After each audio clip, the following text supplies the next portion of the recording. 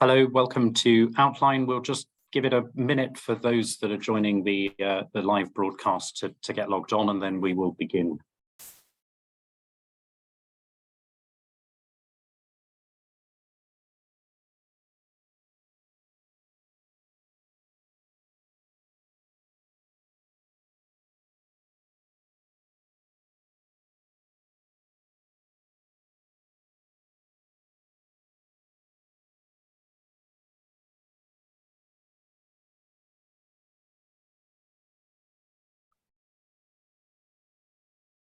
Give people a little bit more time to log in, and then we will make a start.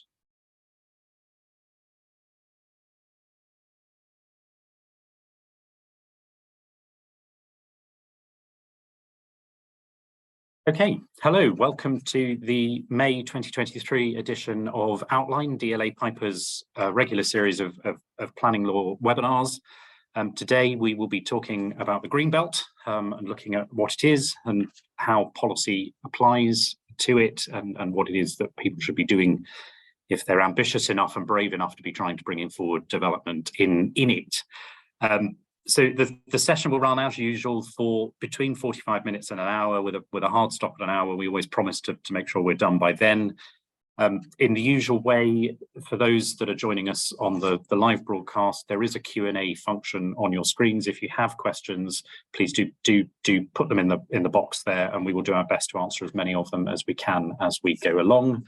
I'm joined today to talk about the Greenbelt by three of my colleagues, Amy Truman and Ian Graves, both legal directors in the planning team, and Tobias Paul, who is an associate in the planning team. So welcome to the three of you, and well done for taking on the brave topic of the Greenbelt. And let's dive straight in. So Amy, perhaps if I could start with you, I think let's just cover some of the straightforward principles first, and then we can get into some of the complexity of it. But it always strikes me with the Greenbelt, first thing you probably need to know is it doesn't need to be green, and it doesn't need to look anything like a belt either, does it? So what is Greenbelt? So the MPPF really helps by starting to set out what the aim of the Greenbelt is. So it aims to stop urban sprawl and keep land permanently open. So the point of it being really openness and permanence. There's a bit more guidance on it in the PPG, which picks up on some of the case law that's come out on deciding about what the Greenbelt is. So it talks about taking into account openness, which is spatial and visual, and looking at the duration of any development you might put on it, and whether it can be remediated again, and the degree of any activity as well is also sort of bound into that openness point. But yeah, basically to stop cities sprawling and merging. I always think that's quite an important point. It is a spatial policy. It isn't a designation of a particular landscape value or any sort of environmental designation. It is purely a spatial policy, really effectively aimed at that, preventing urban sprawl, that coalescence of settlements, isn't it? I always think, Trevor, that's one of the sort of unhelpful things about debates around Greenbelt policy, is that people sort of, in the popular mind now, I think it's quite sort of often confused with open countryside, isn't it, and greenery and all those sort of things, which of course, you know, it's a really persistent policy, this, isn't it, going back to the 1950s. But as you say, you know, it's actually a spatial thing that's aimed at preventing urban sprawl rather than preserving, you know, nice countryside or whatever that might be. Yeah, but we could be forgiven for sometimes thinking it's got, you know, it's AOMB or something, it's got intrinsic quality, but that isn't necessarily the point. And there is a bit more guidance, isn't there, Amy? Just coming back to the MPPF.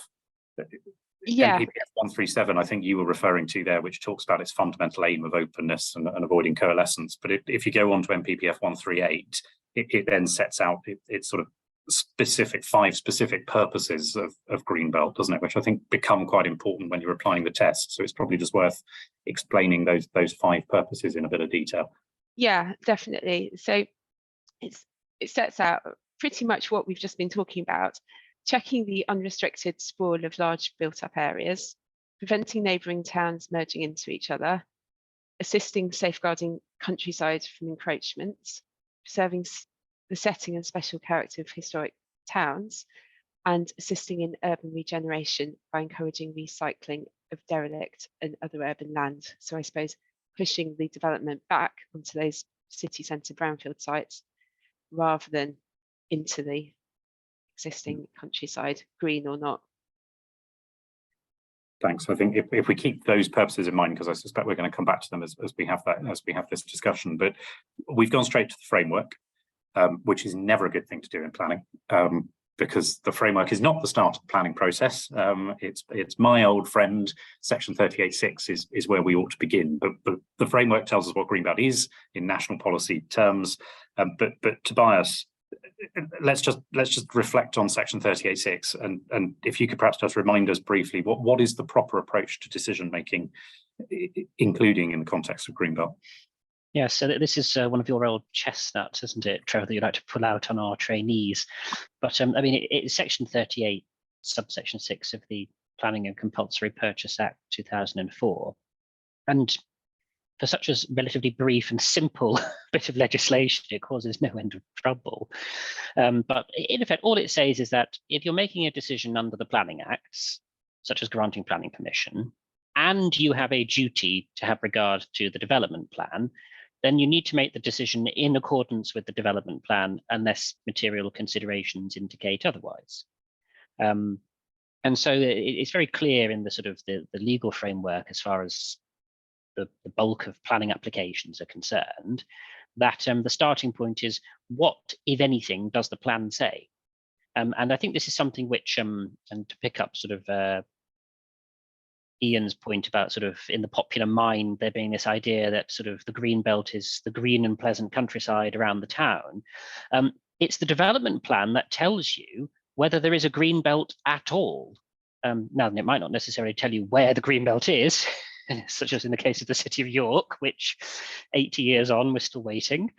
But so if the development plan doesn't actually include a green belt designation, then there's no green belt. Now, this doesn't in itself mean that greenbelt policy is the NPPF is completely irrelevant, but the key point, I think, is that you have to look at the development plan as the starting point, because that's what the law says you have to do. And also, and I think we'll probably come on to discuss this a bit later, the development plan may actually have policies in it which have to be included in the overall planning balance when you're determining whether the NPPF greenbelt policies apply and how to apply them. Because ultimately, sorry, Tobias, if I can just interrupt there, I think it's a really important point, because I think anyone that's ever dealt with an application in the greenbelt, they tend to be, some of the more controversial applications that come forward in the planning system. You could be forgiven for sort of forgetting that section 38.6 and the development plan's starting point, because the NPPF and its greenbelt policies become sort of all-consuming, but it is only a material consideration in the process. But Pat, could you just sort of explain why is it, given it is just a material consideration, why is it that it tends, when greenbelt is engaged, to carry so much weight, whether it's with a planning authority or an inspector? It seems to have that special weight. But what is it that gets us to that point? I mean, I think there are broadly two main reasons why this particular bit of the NPPF does get particular attention and be given quite often a very high degree of weight in a lot of decisions. I think the first is that local development plans don't keep up with changes in national planning policy just because of the time it takes to actually update a local plan. And so what that means is that there may well be policies in the local development plan which are just on the face of it out of date because they haven't kept up with changes in national policy on greenbelt. So in those circumstances, there is generally a tendency for decision makers to follow the more up-to-date thinking in the NPPF in place of something that might be out of date in the development plan. And I don't think that is something which is sort of confined to greenbelt policy. It's a fairly sort of standard approach. The second reason, and this is much more sort of going into the practical realities of decision making in the planning system, I think, is that, as you said, Trevor, quite often greenbelt development is more controversial. That means that, first of all, it often leads to planning authorities refusing permission, which means that the developer then appeals. And on appeal, planning inspectors who are appointed by the Secretary of State, funnily enough, tend to apply a lot of weight to the Secretary of State's policy on Greenbelt in the MPPF. It's just a sort of a feature of the system in that sense. I think tied with that, because the Greenbelt policies in the MPPF are actually quite prescriptive, but they also include a number of overlapping concepts which trip decision makers up. And because Greenbelt development is often more controversial, it generates quite a lot of litigation, which means that we do actually have quite a lot of court decisions telling people how to apply it and what you can do and what you shouldn't do. And in those circumstances, I think because quite a lot of Greenbelt cases have gone to court, then what the courts have done is they've reinforced that the MPPF Greenbelt policy is appropriate and legally sound, and that is something which the courts have never sort of turned around and said that this MPPF Greenbelt policy is unlawful or inappropriate in some way, which I think is a sort of testament to its longevity and the wide consensus about it, at least as amongst plan makers, if no one else. It's it's a bit of a sort of a basic point, this, but I mean, one of the important things obviously is that the MPPF itself says that policy should be given substantial weight. It expressly says that local planning authorities need to give substantial weight to harm to the Greenbelt. So, obviously national policy has always had a high status in planning, partly for the reason that you give, Tobias, that, inspectors will apply it. But the policy itself identifies itself as an important material consideration that's got to be given substantial weight. And, there aren't that many things in the MPPF, I don't think, that actually specifically direct substantial weight to be given to that as a consideration. So, I suppose you just need to take that into account. I think that's right. All of those are part of the reasoning, aren't they? And I think I just want to come on, Ian, actually, and just ask you about the development plan. But I think just before I do, it's worth noting, and our colleagues in Scotland would tell us off if we didn't note that the position is slightly different in Scotland, in that Greenbelt policy is set out in MPF 4, which is itself part of the development plan. So the discussion we're having here about material considerations versus development plan is different in Scotland. The national government policies are themselves part of the development plan, so it's slightly different. But just sticking with that sort of England and Wales approach now, and looking particularly at the MPPF in an English context, you do find policies sitting in the development plan as well as the framework policies. Quite often you will find policies that deal with Greenbelt in the development plan. So how do you then approach that decision making if Greenbelt is sitting on both sides of the Section 38(6) balance? What's the approach we should take here? Yes, I mean, I think there are sort of a few different scenarios here, aren't there? I mean, obviously post NPPF, development plans approved since, I think it's 2012, isn't it? The policies on Greenbelt should be consistent with the NPPF. So, to that extent, with both the material consideration, the NPPF, and the development plan should be saying the same thing. I think that that you will find that there still are some plans that were adopted pre MPPF, and the MPPF tells us what to do generally when you've got out of date policy. So, I mean, just the fact that they're old doesn't mean that they are out of date and to be given any less weight. What the MPPF says is that weight is given in accordance with the consistency with the NPPF. So the more consistent with the NPPF, the greater weight should be given. The less consistent, the less weight should be given. And I suppose that's if you've got a policy, a Greenbelt policy that's inconsistent with the NPPF, that might be an example of the sort of thing Tobias was talking about there in Section 38(6) of a material consideration that perhaps indicates otherwise. So if there's a higher degree of protection of the Greenbelt in the MPPF than there is in the development plan, then that might be a material consideration that outweighs the primacy of the development plan. But I mean, and I think it's reasonably rare. I mean, mostly I think Greenbelt policy we find in development plans will just reflect national policy at that time. But rarely you will get sites that have particular designations, or sometimes even they might be allocated for development, for example, which brings in sort of more complicated situations. I think you had a case recently, Trevor, didn't you, that was similar to this, where there was a development allocation in the plan? Yeah, Ian, you're right, and I think just before coming on to that, I think your point is a really important one, and it's a common mistake, I think, when there is a conflict between an older development plan policy and the framework, whether it's Greenbelt or elsewhere. There can be a tendency to sort of set the development plan aside, and that isn't a proper application of Section 38.6. That would be an incorrect application of 38.6 to my mind. You still have to apply those development plan policies, but you may give less weight to the outcome of an application of those policies because of that conflict with the framework. But you still need to go through that process of deciding, what does the development plan say? Do we accord, do we not apply it through that Section 38.6 balance?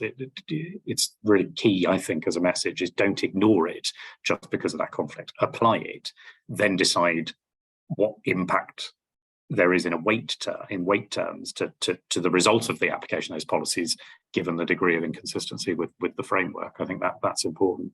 But you're right, you do sometimes see a sort of slightly different approach, and I have one at the moment where I've got a site that is previously developed land. It's an existing developed site. Therefore, there are greenbelt policies in the plan that broadly reflect framework and are very restrictive of development in the greenbelt. But there is a particular policy in this case that identifies the site as being an existing developed site, identifies that there are certain issues, amenity issues for local settlements with the site operating as it currently does, and therefore actively looking for a redevelopment of that site in order to reduce some of those amenity impacts. And I think that's interesting as a sort of, you then get different policies pulling in slightly different directions, both within the development plan actually, as well as sort of across the 38.6 balance with the framework. The policy itself talks about needing to respect the openness of the greenbelt, but you're then in this situation of how can you bring forward development that is of sufficient scale to deliver the redevelopment without impacting on openness, and it gets quite complicated at that point. But I think this is where it becomes really important to remember Section 38.6. Your starting point is that question of, do you comply with the plan or not? And it seems to me in that scenario, it's possible that you might comply with the plan, but then find a tension with the material consideration of an application of the framework policies. And I think then is a sort of very textbook example of how Section 38.6 works, because ultimately it will then become a matter of planning judgment as to whether the frameworks, if hypothetically, let's say that you accord with the plan, but you're in conflict with the greenbelt policies, there's then a matter of planning judgment as to whether that conflict with greenbelt policies outweighs the plan, bearing in mind the significant weight, substantial weight, I think is the wording in the framework, isn't it, that we're told we should place on those policies. But ultimately, it seems to me, and that's a matter of planning judgment. It's sort of textbook 38.6, isn't it? I think that's right. And I suppose one of the key points would be how harmful is the development to the aims of the greenbelt and so on that Amy outlined earlier on, because obviously substantial weight has to be given to harm to the greenbelt, but there are degrees of harm, aren't there? So I mean, just being inappropriate development is by definition harmful. But I mean, you can have a greater or lesser degree of harm, can't you, having regard to the purposes of the greenbelt that we've already discussed. You've teed me up nicely to where I wanted to go next, because you've used the words inappropriate development, which is a key concept in the framework. At least inappropriate development is fundamental to how you apply NPPF greenbelt policies. So can we just spend a bit of time looking at that? Amy, what is? Could you just explain the concept of inappropriate development and sort of where it fits into NPPF greenbelt policy, please? Yeah, sure. So we sort of touched on the basics of this, but inappropriate development is something that's harmful to the greenbelt, and so it shouldn't be approved apart from in very special circumstances.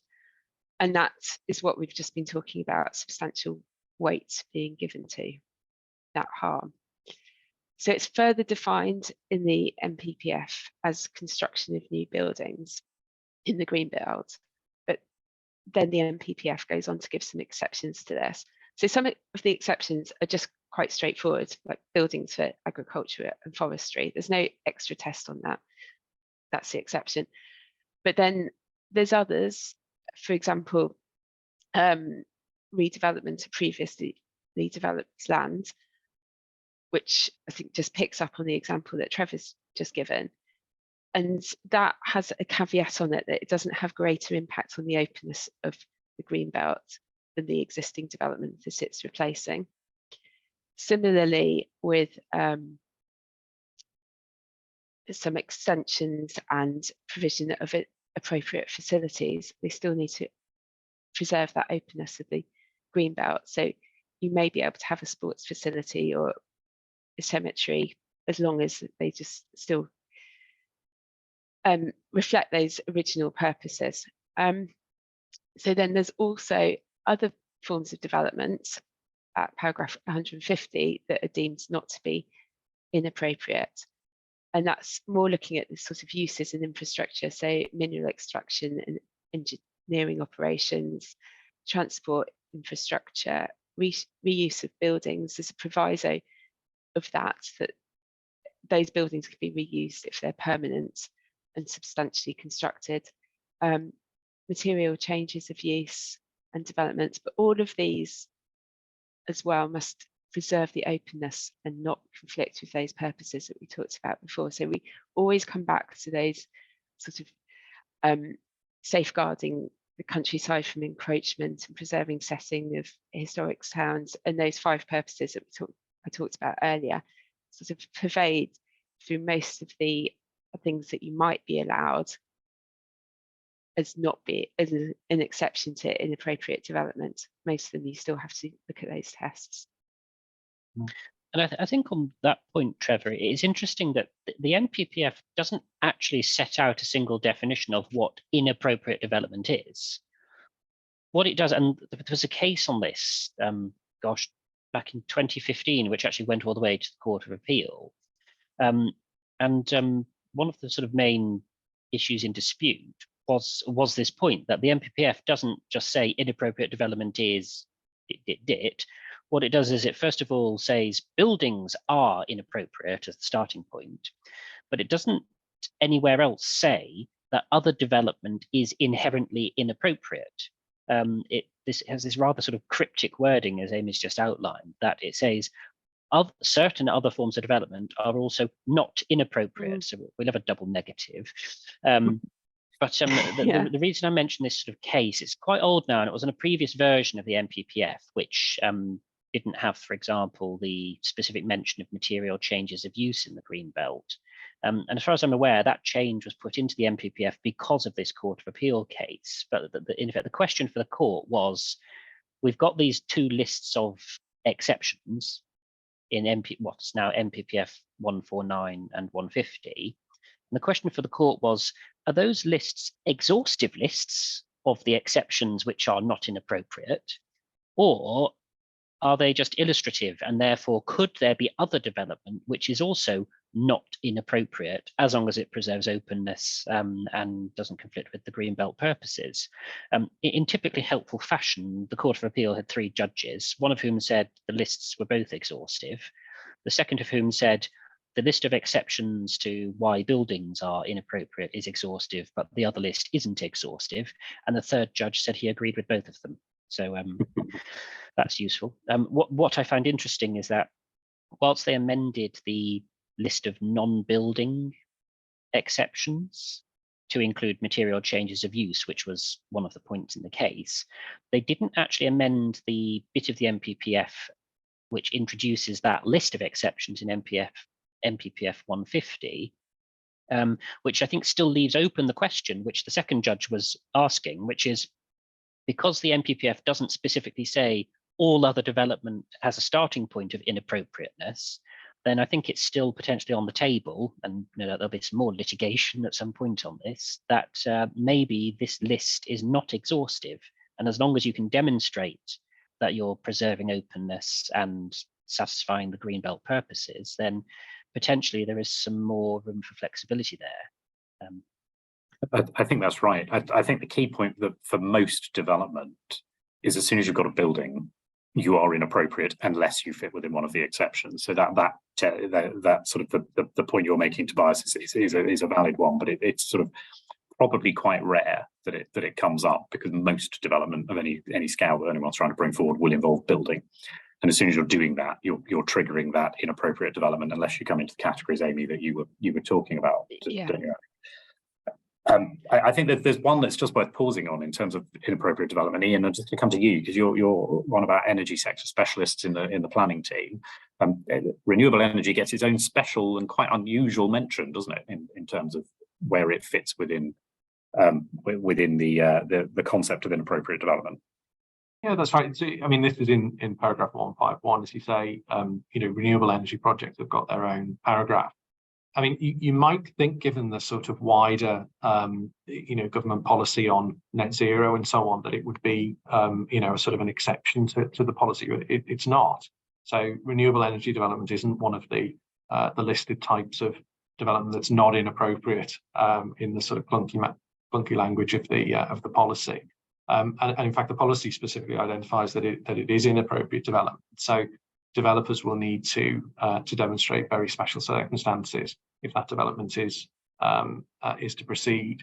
But the thing that is quite unusual is that the sort of wider environmental benefits that are associated with increased production of energy from renewable sources is specifically identified as something that is potentially very special circumstances, which is quite unique, because it's the only time in the framework or in the planning practice guidance actually where a specific example is given of something that's capable of being very special circumstances. So, I suppose that is sort of helpful from the point of view of developing a renewable energy project, because you don't have to establish that is something that's capable of being very special circumstances. But obviously it will still depend on the particular circumstances of individual cases. And quite a lot of renewable energy projects, certainly the ones of scale, solar in particular, tend to trigger the thresholds for DCOs. So it's probably just worth touching on broader issues around any DCO, where a DCO is proposed that includes greenbelt land. Where does greenbelt sit within that DCO analysis? Of course, Section 38(6) doesn't apply there, does it? It doesn't, no. So, I mean, the Planning Act 2008 is a completely separate system. So what is important in that context is the relevant national policy statement, and greenbelt considerations will be addressed there as well. I mean, wider sort of considerations will be taken into account as well. So MPPF sort of has some relevance, but MPSs are national policies themselves, and so will broadly have the same sort of considerations, unless you've got an MPS which has a site specifically identified for a type of development, which is rare outside the airport's MPS. And probably while we're talking about renewable energy, it's another opportunity just to appease our Scottish colleagues who aren't on the call today. But renewable energy is treated differently in MPF4 in Scotland, in that it is permissible in the Greenbelt, so it isn't inappropriate development per se. So you get an easier ride, I think, if you're promoting renewable projects in Scotland in the Greenbelt than is the case in England. I would, as I said when I was talking about paragraph 151. I mean, I sort of would have expected that would be the approach in England as well, but it's not. It's not. The Greenbelt is sacrosanct. Why should climate change interrupt Greenbelt? Nothing else is allowed to. You've mentioned very special circumstances. I want to come on to those, but just before I do, I just want to explore the concept of Greenbelt harm, because I think there's a couple of facets to it. So Tobias, perhaps if I can bring you in on this. We're told by the framework that inappropriate development is by definition harmful to the Greenbelt. So once you're classed as inappropriate development, you are harmful, regardless of the actual sort of physical impacts. There is a conceptual harm there, if you're working your way through the framework's policies. But and of course that harm should carry substantial weight, as we're told by the framework. But I think there is still a role, isn't there, for actually assessing the particular harm, coming back to those purposes that Amy was talking us through at the beginning of the green belt. I think there is still a role for actually understanding the physical harm to the characteristics and purposes of the green belt, isn't there? Would you agree? And if so, sort of how do you go about doing that? Well, I think so, because as far as harm from a proposal in a green belt is concerned, there are almost sort of three buckets. There's the first one, as you said, Trevor, which is there's just the inherent harm if something is inappropriate. Bucket number two is harm to the green belt, which might not be because it's inappropriate, but it nevertheless is causing some harm. And this was actually considered by the Supreme Court in 2020 and involved the Sam Smith Brewery. But in effect, what the Supreme Court held was that when you're considering harm to the green belt, and generally this normally focuses on harm to the openness of the green belt, it's not just the conceptual harm, and it's not just the visual impact either. The Sam Smith case was interesting in that it involved a quarry extension, and the planning officers had carried out quite a thorough assessment of all the different types of harm that might arise. Potential visual impact, it was in the green belt, so that was factored in just in terms of inherent inappropriateness. That's obviously counterbalanced by the green belt policies themselves, which point out that mineral extraction can be appropriate because you've got to dig up the minerals where they're found. But the officers also went on to examine things like the overall landscape character. They also had regard to the fact that quarrying and minerals operations are inherently time limited. You dig up the earth, you extract the minerals, you reinstate it. And so what was interesting in the case is that the planning authority agreed that actually there wasn't a material impact on openness when you looked at the proposal in the round, taking account of all of these relevant factors. And interestingly, they made the point that yes, there would be a visual impact from having a 6-acre quarry extension in the countryside, but actually their assessment as a matter of planning judgment, and this is a discretionary planning judgment for the decision maker, their view was that the visual impact while the quarry was in operation didn't actually mean there was in effect, material impact on the openness of the greenbelt because of these other factors. The fact that the landscape itself wasn't particularly valuable, and this sort of ties into the greenbelt purposes as well, such as avoiding encroachment into the countryside. Well, if the countryside isn't actually in countryside, it's a rather grotty site next to an existing quarry, then that again, it's you've got to look at every relevant factor which goes to, if you carry out this development in the greenbelt location, if I come along just as a sort of casual observer walking past, what's the overall impression I'm going to get? Am I going to think, oh gosh, the openness of this site and therefore the greenbelt more generally has been permanently affected negatively? Or is it actually a more balanced view along the lines of, well, I can see it, but that isn't necessarily the be all and end all of it. And the Supreme Court accepted that view. It even went so far as to say that in some cases, it might not even be necessary to consider the visual impact of a development. Obviously, this again, this goes back to the fact that it is a matter of planning judgment for the decision maker on a case-by-case basis. But the Supreme Court has actually set out quite a useful set of sort of tram lines to guide decision makers as to what they should and what they must consider. I think in most cases, on a practical level, visual impact is going to be something that is clearly relevant. But what's useful is that the Supreme Court has definitively set out that it's not only visual impact, and you can take account of wider factors relevant to the development, including how long it's going to be there.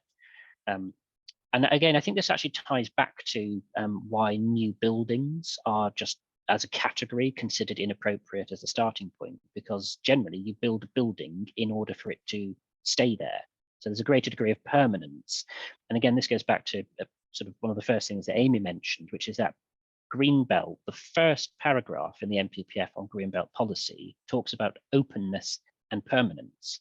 And so again, when assessing harm, there's a very clear steer that you should look at how long would a harm last. And if it's not going to last very long, or we know it's definitely going to cease and be restored, that can be factored into your assessment. Broadly speaking, I think most Greenbelt sites, really, it will be typical landscape and visual impacts, although there may be other aspects of harm, such as if a site will generate a lot of traffic movements while it's in operation. And again, in terms of the openness of the Greenbelt, it's not just about buildings. If that will affect the tranquility of an area which is quite quiet, then again, that is something that is potential harm to the Greenbelt. There's clearly it seems to me a parallel here in terms of harm with the approach we take to heritage, and particularly considering impact on designated heritage assets, in that we are told there very clearly, in the same way as Greenbelt, we're told with heritage, if there is harm, then that harm should carry substantial weight. In that case, because there's statutory protection for listed buildings, conservation areas, and other designated assets. So it feels as if although there's not that statutory protection for Greenbelt, there is still that directive in the framework to give substantial weight to that harm. So I think it's a trap that people fall into. You still need to understand what harm is, and that assessment of harm. What is the actual physical impact, as well as that conceptual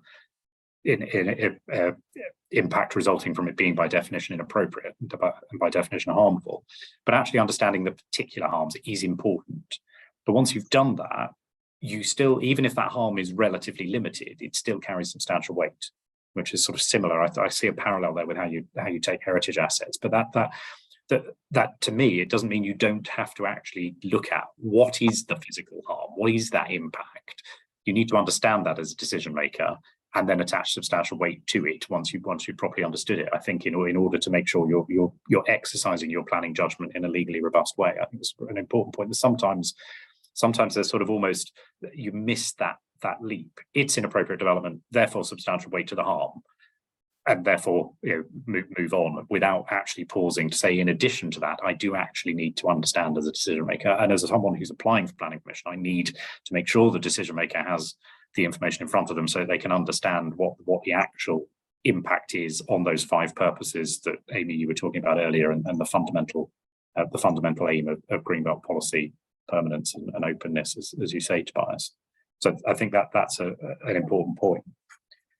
I want to move us on. I'm conscious of time. I think the last thing I really wanted to explore is okay, so inappropriate development, we know what that is, we know what harm is, but of course you then need to go on to consider very special circumstances, and we are told NPPF 148 makes it very clear that an application should be refused if you've got inappropriate development, unless the very special circumstances that apply are sufficient to outweigh the harm, and harm in both contexts there, harm to the Greenbelt by reason of inappropriateness, and any other harm is the wording of paragraph 148, and I think that's really important. But it's the VSC, it's very special circumstances I just want us to reflect on a bit, and Ian, perhaps if I could come to you first, what are very special circumstances? Yeah, so I mean, I think you just sort of briefly touched on the definition that's given in paragraph 148, which is that in the sort of, as I say, clunky way of the NPPF, it says that VSC won't exist unless potential harm to the Greenbelt by reasons of inappropriateness and any other harm caused by the developments is clearly outweighed by other considerations. So it's a classic planning judgment problem. Other than the point I made earlier about renewable energy development, that there isn't any sort of more specific definition in the policy than that. So, I mean, really what we're sort of left to do is to infer from, decisions of the Secretary of State and local planning authorities, the sort of things that can be, that are capable of being very special circumstances. And I think that plainly is a sort of a deliberate policy choice to not give, a list of examples or things that are capable of being VSC. So it will be, something that's judged on a case-by-case basis. I mean, the sort of things, obviously just in sort of preparing for today, had a quick look on the internet, just sort of searching for some, appeal decisions and so on, and the kind of things. I mean, obviously you've got gypsy and traveller sites where there's been, say, for example, under provision, and there are sort of particular personal circumstances, for example. There can be, economic considerations. Heritage is seems to be quite a common one, where you've got a listed building, and you've perhaps got some sort of enabling development that will, secure the preservation of that building. So these are the sort of things that will apply. And I mean, I think often the case for very special circumstances will encompass a number of things. So it might not just be one thing. So an example of a renewable energy project, it's probably going to be a bit more than just the fact that this will contribute to the supply of energy from renewable sources. There is likely to be some particular factors about that site or that locality that mean that that very special circumstances exist in that case. So I think that's a sort of the general approach to that question, the MPPF. I think that quite often that sort of site specific that sort of regularly underlines a very special circumstance. And I think probably housing is a good example where we've been through the course many times over the relationship between MPPF housing policies, lack of 5-year land supply, all those sorts of things versus greenbelt. And the courts have consistently said, as you say, and it's a matter of planning judgment ultimately. The decision maker, as long as they're not being irrational about it or all the other sort of usual judicial review restrictions, but as long as they're acting lawfully, the decision maker can take into account whatever they like. It's ultimately their judgment whether something constitutes very special circumstances, and housing would be one of those. There's not an automatic trigger of very special circumstances for lack of 5-year land supply, but that's not to say that in particular circumstances a decision maker couldn't come to that conclusion. But it always seems to me that one of the key things, whether you're looking at renewable energy project, whether you're looking at housing or other examples, can be about actually, is this the only site? Is there a need that can only be met on this site or within the greenbelt? There always seems to be that site level. If you could deliver this renewable energy project outside of the greenbelt, that seems to me to undermine the existence of very special circumstances. And I think probably an example of that that's dear to my heart is data centres, of which I have done many, and continue to do many. And there's a real challenge, particularly around sort of the West London sort of Slough to Hillingdon corridor that exists, where data centres, they are absolutely critical to the functioning of UK PLC. We need, as everything moves toward cloud computing, it's critical to the growth of our tech sector, but it's also critical to the City of London remaining competitive as a global centre for financial services. It's relevant to everybody's business. We all need cloud computing these days. That requires extraordinary amounts of new data centre development to come forward to meet that sort of exponentially increasing need.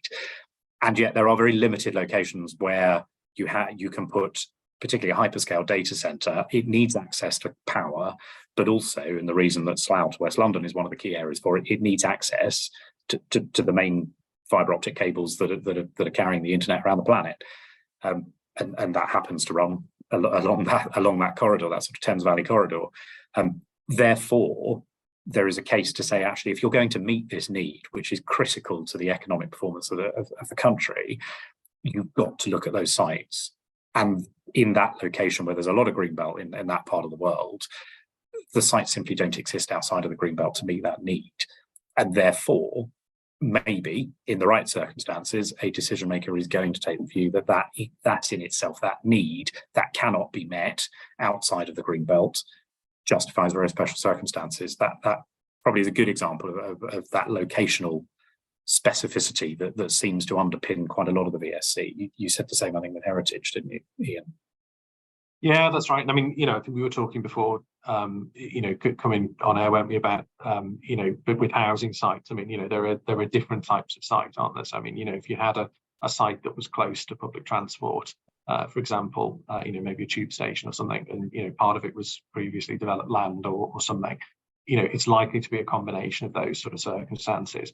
As you say, with heritage, I mean, if the heritage asset is in the green belt, and there's a need for enabling development, and that is sort of almost the definition of a location-specific consideration, isn't it? Because the heritage asset is where it is, and in fact, the setting of the heritage asset will, sort of, it derives part of its value from the setting, doesn't it? So, we can't pick that asset up and put it somewhere else, not in the green belt. So I think it's likely to be more than just those sort of high-level in principle considerations. There will be specific things about the site or about the locality, I think, that will help to make that case for BSC. I think you're right, and I think coming back to the site, there could be sites that are better in the green belt and sites that are worse.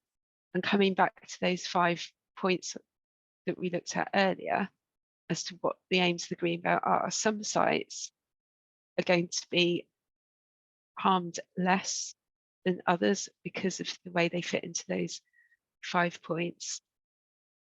For example, like I read about a field that's on the edge of a town, and because of the field it was less seen as an open countryside, whereas if you'd moved it out to a different field, the issues of encroachment would have been worse. Okay, they're both fields in the green belt, but there's different circumstances to each site, isn't there, that could make them better or worse once you've got over that point that it's got to be something and it's got to be in the green belt.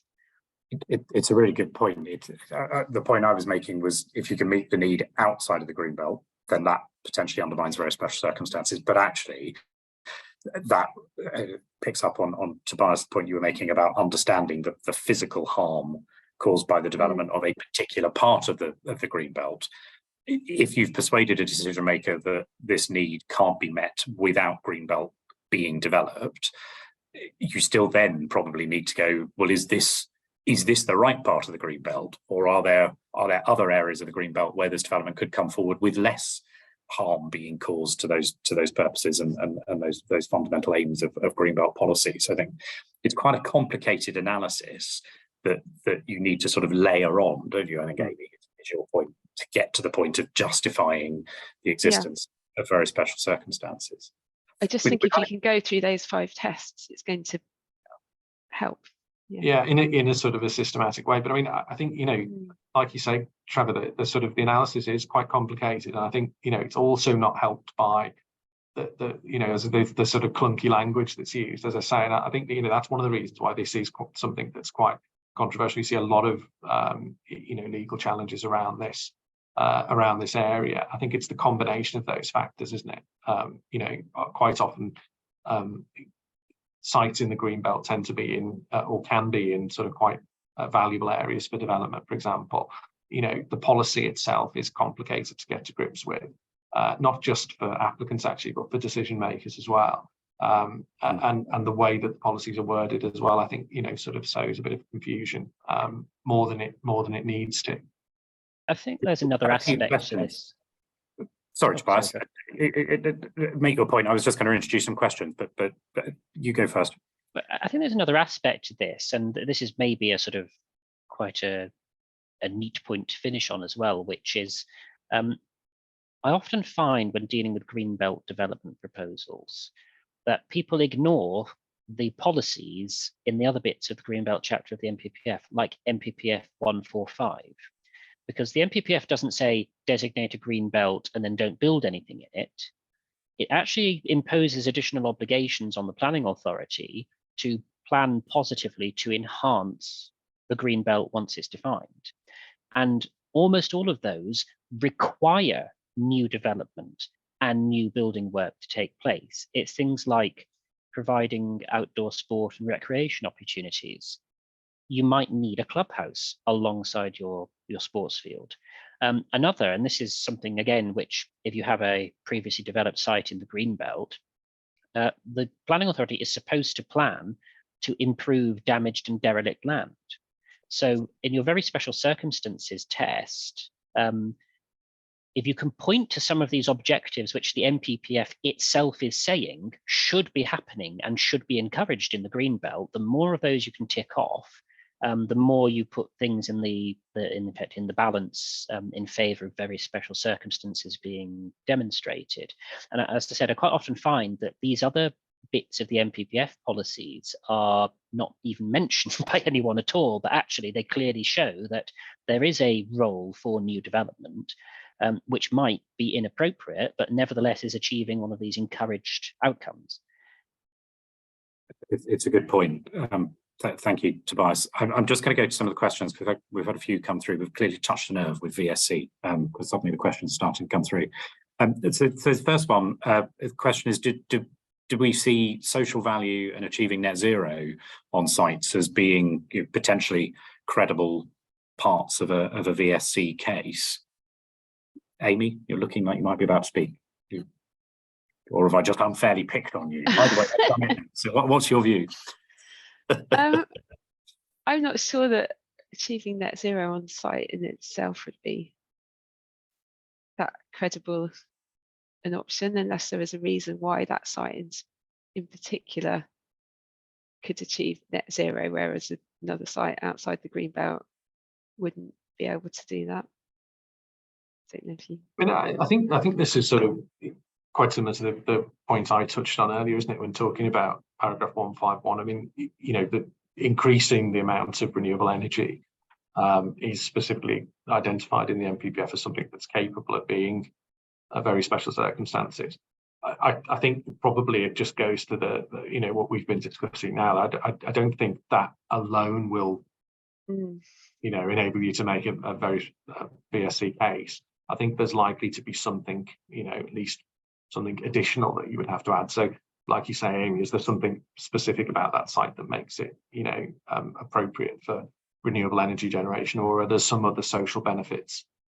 Which I don't know whether that's what the questioner is sort of getting at, but are there some wider benefits, community benefits, or something that are being supplied as well by the development? So I think potentially yes, but I mean I think it's a bit more sort of nuanced than just being able to say this is a renewable energy project and it will help us to meet net zero, because as you've said, Trevor, there is always that question, well, why has it got to be done here and not somewhere else? So I think I don't think that I don't think we can rule it out, but I think it will require a bit more of a sort of a nuanced case to be put.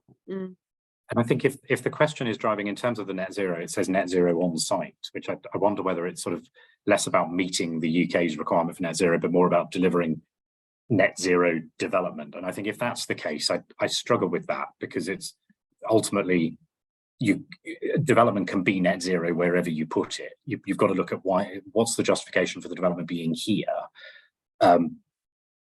Whether that development is net zero or not feels like it's difficult to make that part of the justification for being in a greenbelt location.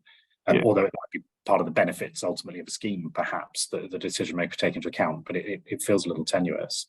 And I think with the social value aspect of it often seems to me, I don't know what the rest of you think about this, but there's sort of very special circumstances creating, whether it's social value, environmental value, economic value. I'm never persuaded it's as persuasive in very special circumstances that you're creating value unless you can establish that there is a need for that value. So there's a difference, it seems to me, between a nice to have, if we bring this development forward, the community will be a nice place to be. Okay, fine, but is that enough? I think it's less convincing than if you're saying there is currently a problem, it's some sort of social issue, some sort of social need that is not being met, and that cannot be met unless you bring forward this site in the greenbelt. That feels as if it sort of instinctively is likely to carry more weight with a decision maker, although ultimately it's planning judgment. So I don't think we can say no to any of it, can we? I think Trevor, I think you're right, Trevor. The issue with sort of that type of social value argument, I normally find, is it butts up against the long established principle that you cannot buy planning permission.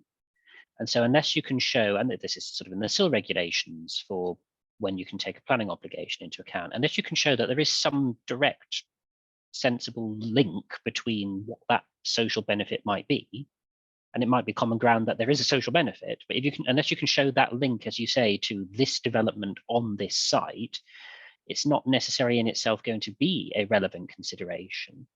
In my experience, I find that the social value arguments tend to get more credence where you have some sort of enabling development for a heritage restoration scheme, because quite often some of the strings attached for the grant funding for the restoring a listed building require public access, and that does very squarely fall within some of the things that the NPPF Greenbelt policy want to encourage.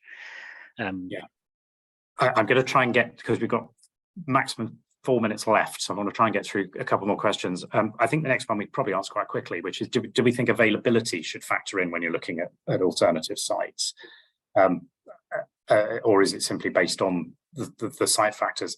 I think it has to, doesn't it? I think if you're looking at why do I have to look at developing in the green belt, part of that question is, are there other places we could deliver it? Well, I don't think it's enough to say, well, yes, you could deliver it there, if there is never going to come forward, if it's not available, if it's in use for other purposes, if there's no prospect of it coming forward for development. I think that has to, it seems to me, be part of that consideration of whether this need that we've identified can be met somewhere else.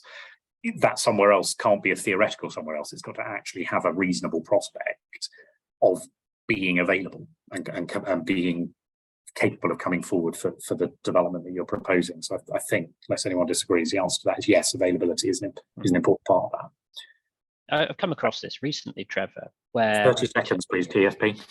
Most of the district was slapped with a phosphate moratorium on new housing, thanks to the Environment Agency's Natural England. The only bit of the district that wasn't subject to the moratorium was largely greenbelt. So it was a case of, well, we're not going to get any new housing over there, so it has to go in the greenbelt, doesn't it?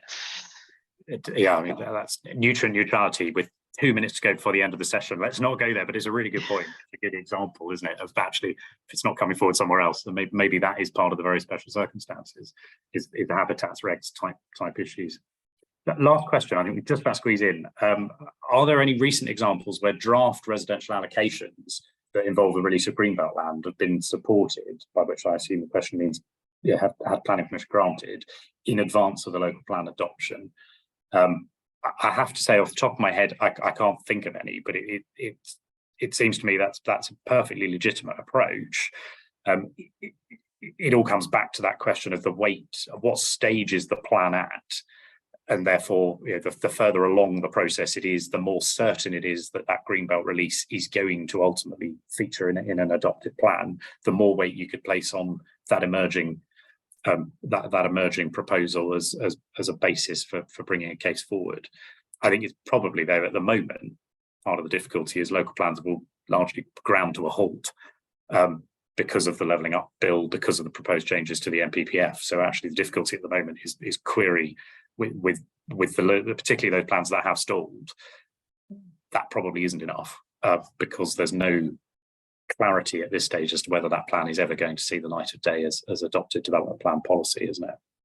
And just be careful that if the emerging plan allocation forms a key part of the decision to grant planning permission, plans adopted and someone brings a legal challenge and the allocation gets wiped because there's a legal error in the plan making process, it means your planning permission is potentially subject to review as well. Amy, I'm going to come to you with 30 seconds to answer my question. It's just, we probably would be remiss not to finish, or to finish rather, without just noting the proposed change to greenbelt policy that was set out in the consultation draft at the back end of last year of changes to the NPPF. In 30 seconds, what's it suggesting? Okay, well, we've mostly talked about decision making, but this is talking more about the plan making and looking at releasing bits of parts of the greenbelt, which has a slightly different test of exceptional circumstances.